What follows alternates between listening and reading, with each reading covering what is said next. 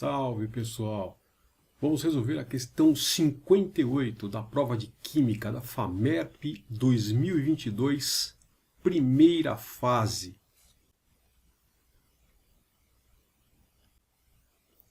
A questão 58 é uma questão de radioatividade, trabalhando com reação nuclear, balanceamento de uma equação nuclear reduzida, envolvendo também o conceito de meia-vida.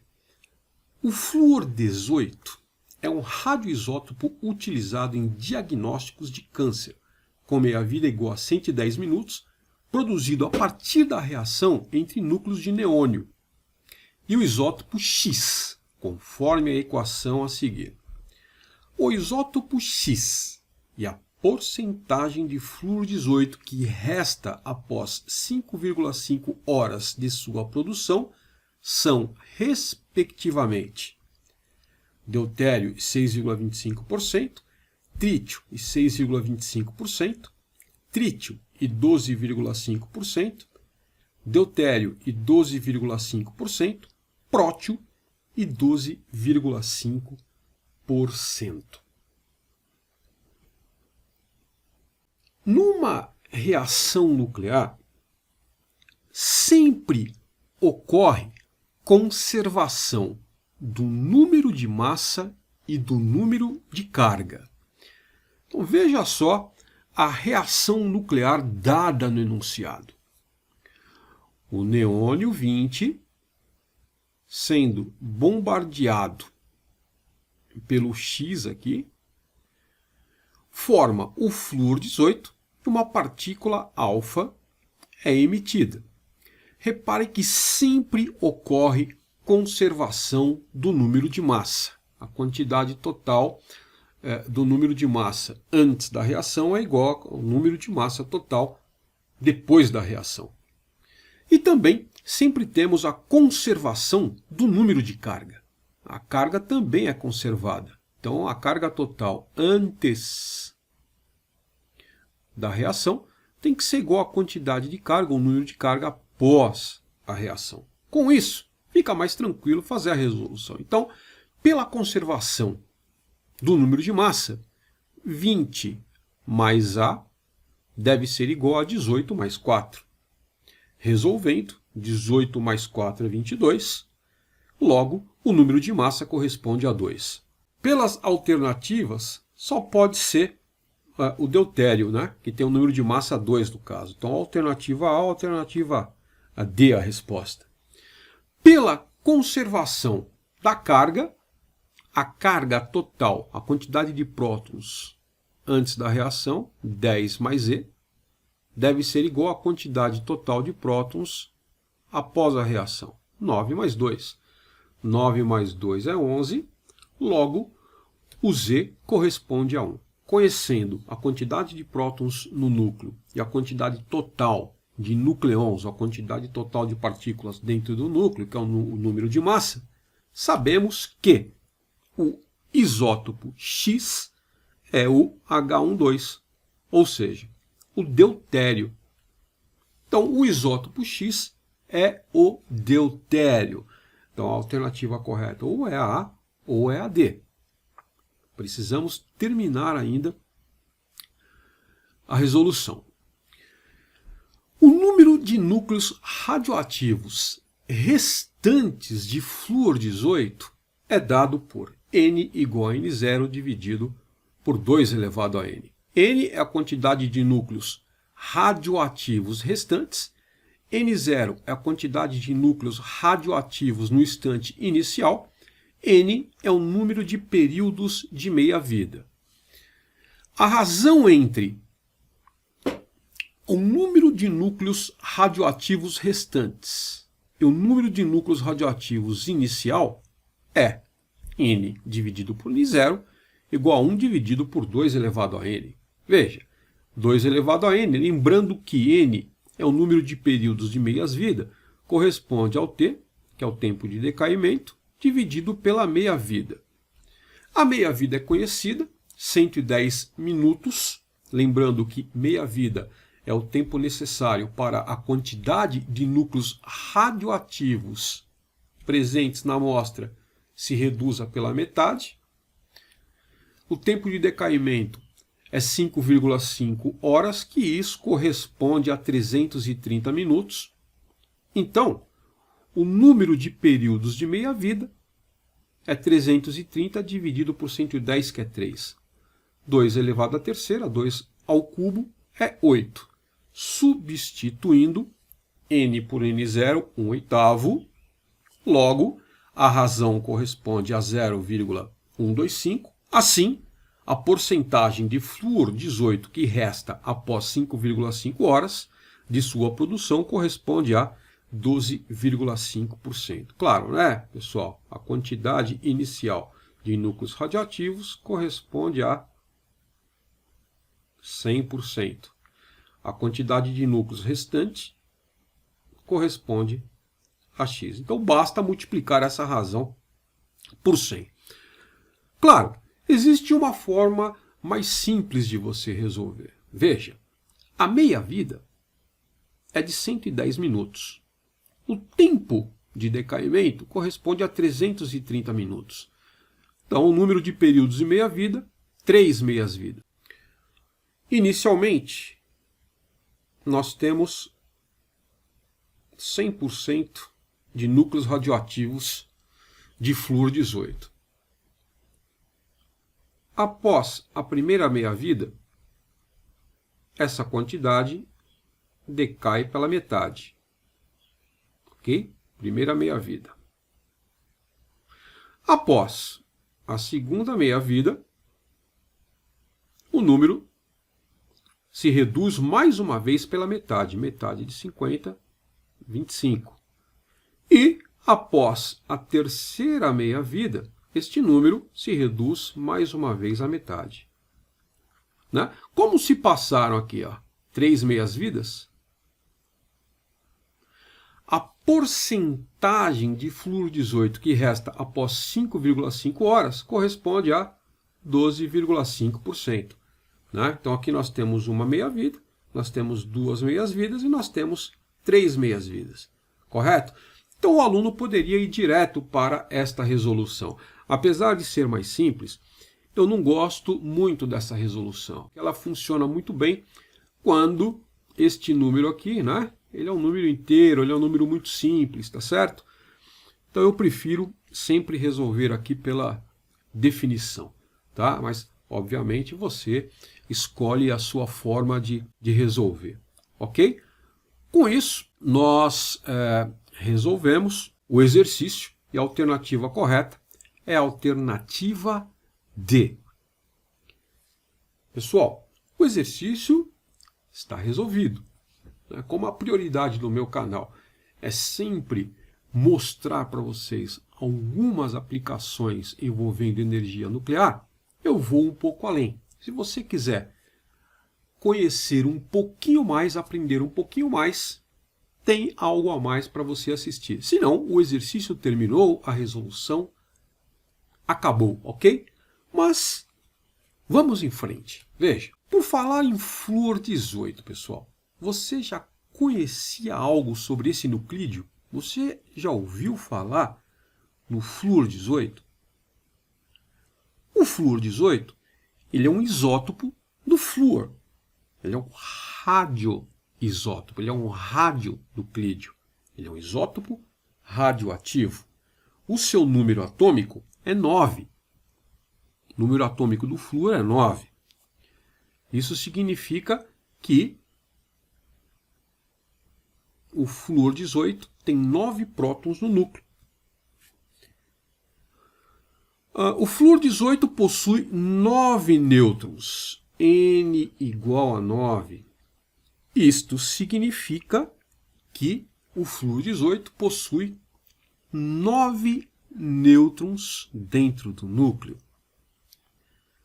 Logo, podemos dizer que o seu número de massa corresponde a 18.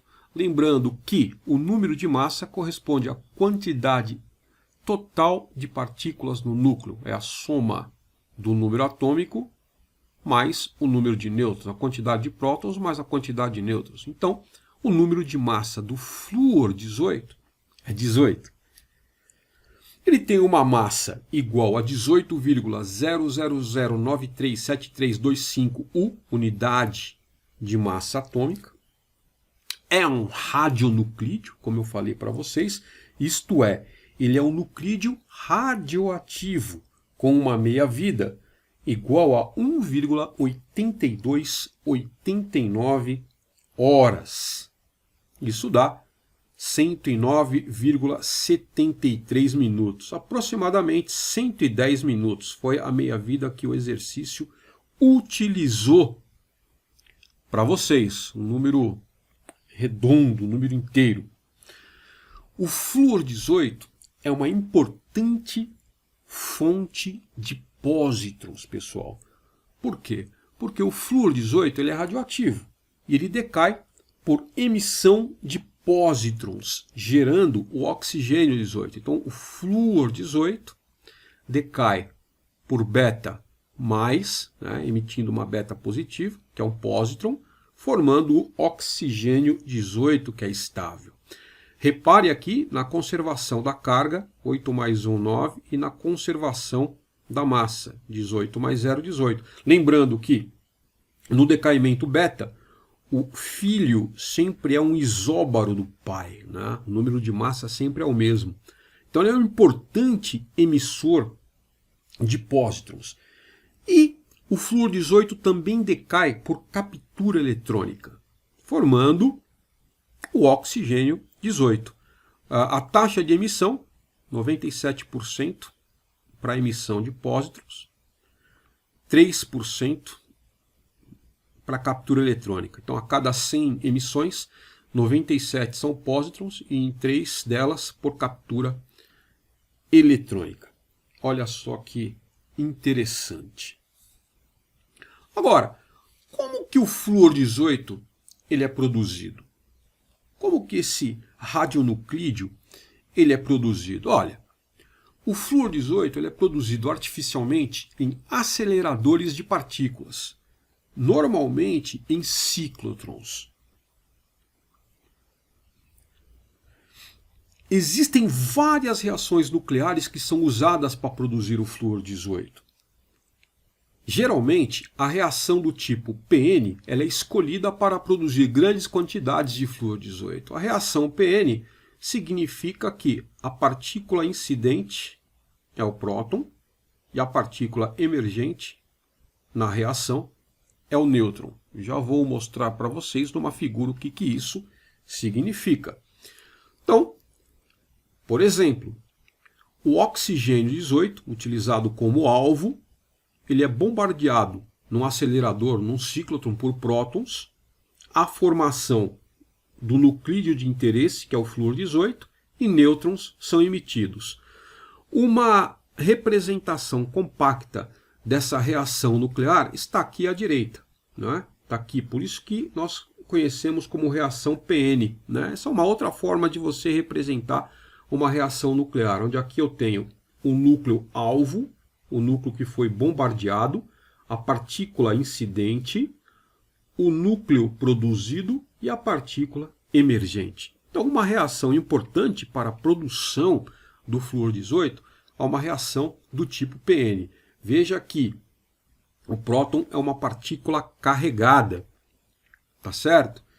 Então, essa reação ela tem que ocorrer em aceleradores de partículas. Por quê? Porque é uma reação endoenergética, é uma reação onde tem um limiar, quer dizer, o próton ele tem que ter uma energia cinética mínima para a reação poder ocorrer, ok? Nesse caso, a energia mínima que o próton possui, que pode ser calculada, corresponde a 2,57 milhões de eletronvolts. Normalmente, nesse tipo de reação, o próton ele é acelerado com energias variando aí de 3 a 20 milhões de eletronvolts. Normalmente, irradia-se um pequeno volume de água pura ou enriquecida com oxigênio 18 em um alvo metálico com prótons, né? Os prótons vão bombardear o alvo para produzir o flúor 18. Alguns exemplos de algumas reações nucleares possíveis para a produção do flúor 18. A dita, né? O próton incidindo no oxigênio, formando o flúor, e nêutrons sendo emitidos. Aqui do lado direito, a forma compacta da reação nuclear. Uma outra reação possível, oxigênio 16, ser bombardeado com hélio 3, a formação do flúor 18, mais a emissão de próton, uma reação do tipo He3P. Outra reação, olha só, mais uma reação. Olha que interessante agora. Aqui, o oxigênio 16, ele é bombardeado com hélio 3, a formação do neônio 18 e a emissão de um nêutron. O neônio radioativo, por sua vez, decai por emissão de pósitrons, formando o flúor 18. Tá certo? Mais uma forma de você produzir o flúor 18. Ok? Uma outra forma é você bombardear o oxigênio 16 com partículas alfa.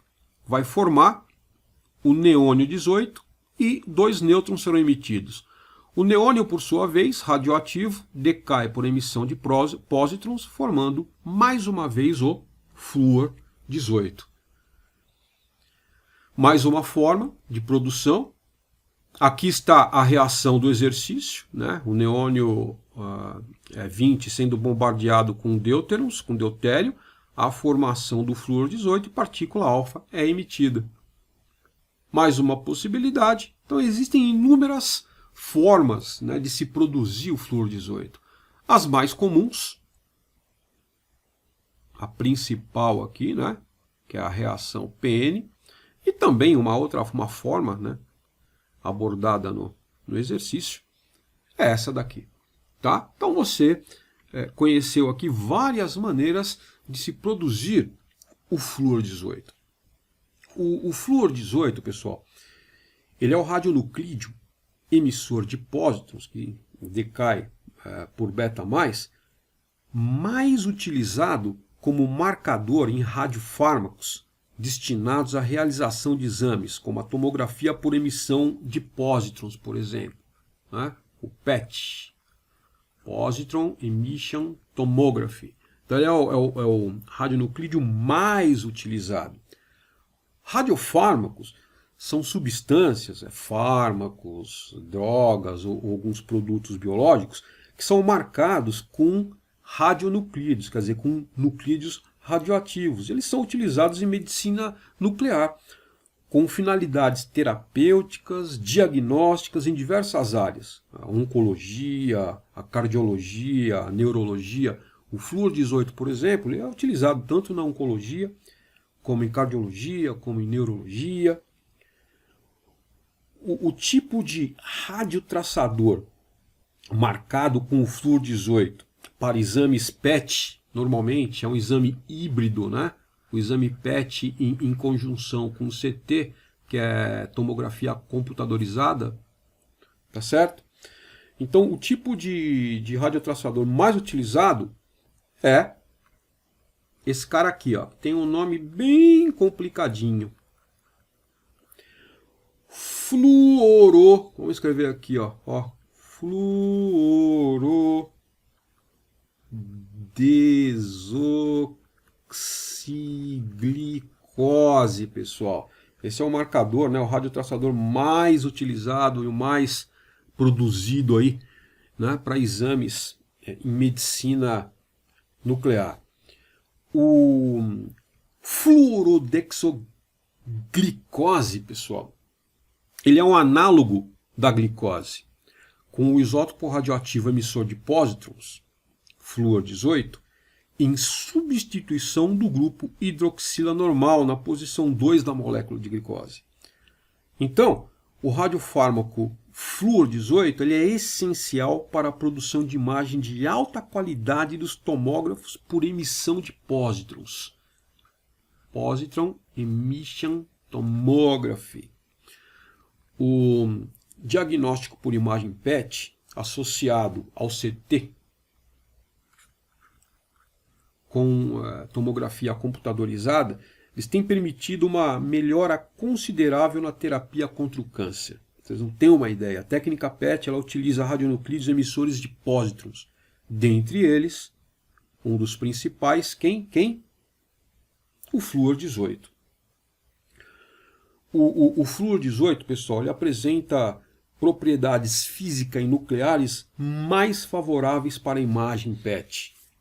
Dentre essas propriedades, o fato dele possuir uma meia-vida relativamente curta, 110 minutos. Por quê? Porque esse radionuclídeo ele é injetado no paciente no momento de fazer o exame. Então é necessário que esse radionuclídeo ele tenha uma meia-vida curta para que ele não fique por muito tempo dentro do paciente. Tá certo? O flúor 18 ele é um radionuclídeo também muito fácil e eficiente na emissão de pósitrons, né? Como eu mostrei para vocês, a cada 100 emissões, 97 delas ocorre com emissão de pósitrons. Então tem uma alta taxa de emissão de pósitrons. Outro fato importante, o flúor 18 ele emite pósitrons de baixa energia. Por exemplo, a energia beta, a energia máxima emitida do pósitron é 634 keV, ao passo que a energia média das partículas beta, dos pósitrons que são emitidos, são mais ou menos 250 keV. Mas, e daí? O fato dessas energias serem consideradas baixas faz com que tenha uma penetração reduzida no tecido, da ordem de alguns milímetros. Isso favorece muito a resolução da imagem PET. E também não há necessidade de uma dose muito grande para o paciente. Um outro dado que é favorável é o fato do flúor 18 decair no oxigênio 18, que é estável. O oxigênio 18 ele não é radioativo. A técnica PET, Positron Emission Tomography, em conjunto com a tomografia computadorizada, permite detectar doenças com mais antecedência, como o câncer, por exemplo. E permite também, pessoal, melhorar a visualização de outros órgãos do corpo. No sistema PET, o flúor, como eu falei, ele é injetado no paciente. Ele distribui-se pelo organismo ligando-se às moléculas de glicose.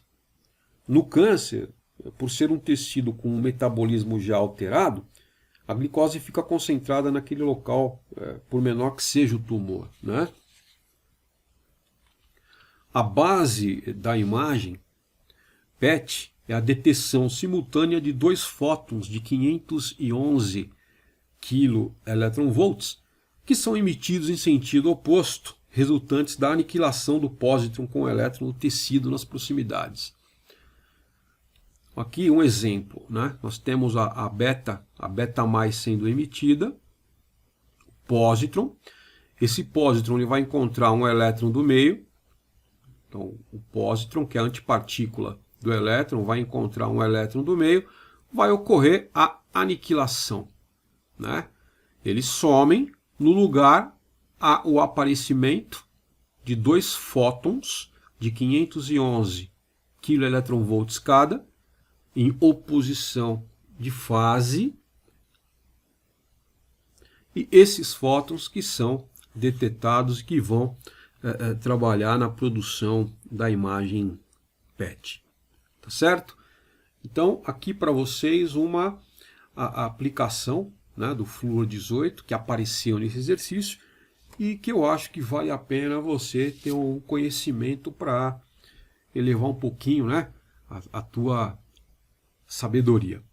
Tá certo, pessoal? Então, fim aí de resolução, né? Um abraço para todos vocês e espero vocês aí na próxima resolução. Um abraço, até mais.